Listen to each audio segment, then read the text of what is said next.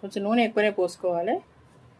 శనగపప్పు, ఆవాలు, జీలకర్ర, 2 ఎండుమిరపకాయలు, ఉల్లిగడ్డ వేసుకున్నాం. వంకాయలు ఉప్పు నీళ్ళల్లో కడిగేసుకుంటే కలరుండో.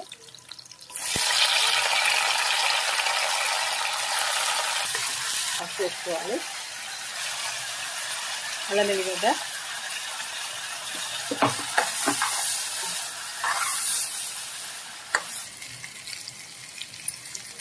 ఉప్పు వేస్తున్నా. మంచిగా మగ్గింది నూనెలా. కారం వేస్తున్నా.